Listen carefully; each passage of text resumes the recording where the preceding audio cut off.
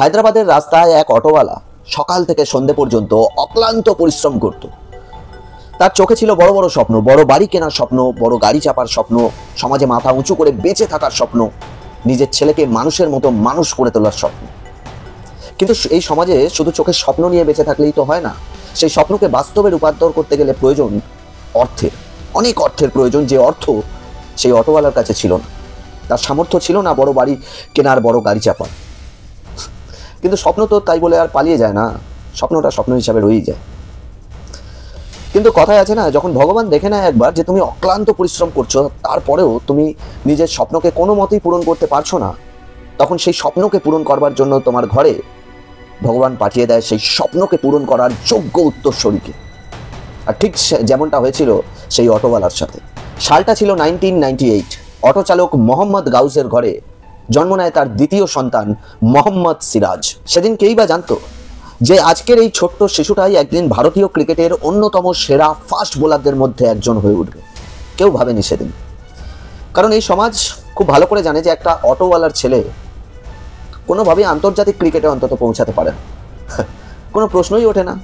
এই 150 কোটির দেশে কম্পিটিশন প্রচুর, কিন্তু এই কম্পিটিশনকে ভেঙে চুরমার করে দিয়েছে মোহাম্মদ সিরাজ।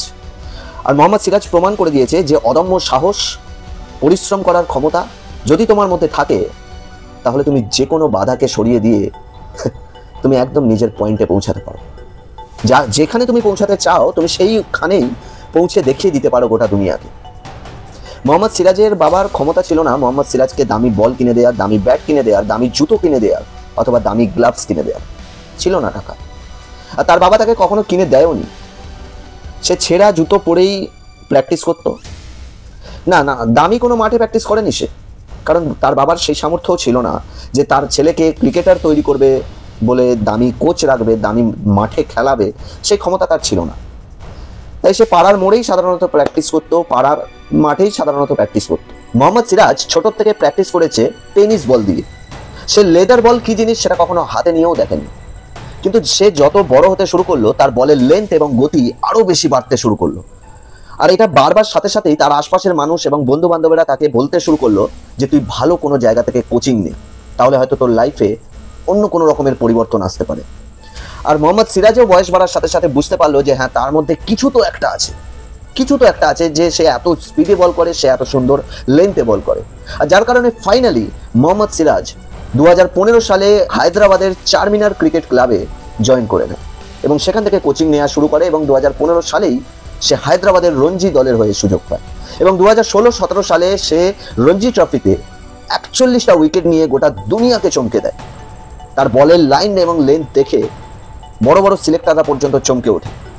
শুধু তাই নয়, বড় বড় আন্তর্জাতিক ক্রিকেটাররা পর্যন্ত সেদিন মোহাম্মদ সিরাজের বোলিং দেখে বলেছিল যে এই ছেলেটা অবশ্যই একদিন আন্তর্জাতিক ক্রিকেটের সুযোগ পাবে। আর ঠিক তেমনটাই হতে বেশি সময় লাগলো না। রঞ্জি ট্রফির অসাধারণ পারফরমেন্স দেখে ফাইনালি 2017 সালের IPL নিলামে 2,60 লক্ষ টাকার বিনিময়ে সানরাইজার্স হায়দ্রাবাদ কিনে নেয় মোহাম্মদ সিরাজকে। আর তার সাথে সাথেই মোহাম্মদ সিরাজ তার বাবার স্বপ্ন পূরণ করে দেয় একটা নতুন বাড়ি কিনে। আর এখান থেকেই শুরু হয় তার আসল পথ চলা। 2017 সালে IPL এ অসাধারণ বোলিং দেখে সে সোজা সুযোগ পেয়ে যায় 2017 সালের 4ই নভেম্বর নিউজিল্যান্ডের বিপক্ষে একটা T20 সিরিজে সুযোগ পায় মোহাম্মদ সিরাজ। সে প্রথমবার সুযোগ পায় ভারতীয় ক্রিকেটের জার্সি নিজের গায়ে চাপানোর। সেই 2017 সালের পর থেকে দেখতে দেখতে চলে এলো 2025 সাল। আর এতদিনে মোহাম্মদ সিরাজ ভারতীয় ক্রিকেটকে অনেক কিছু দিয়েছে, অনেক কিছু। আর আজ মোহাম্মদ সিরাজ এটা শুধুমাত্র একটা নাম নয়, এটা একটা ব্র্যান্ড।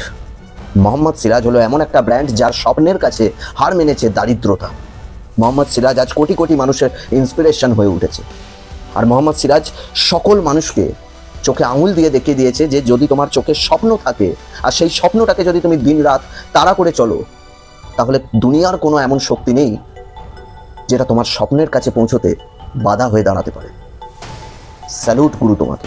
ভিডিওটা যদি ভালো লাগে অবশ্যই লাইক করো, কমেন্ট করো এবং তার সাথে সাথে খুব ভালো লাগলে শেয়ার করতেও ভুলো না।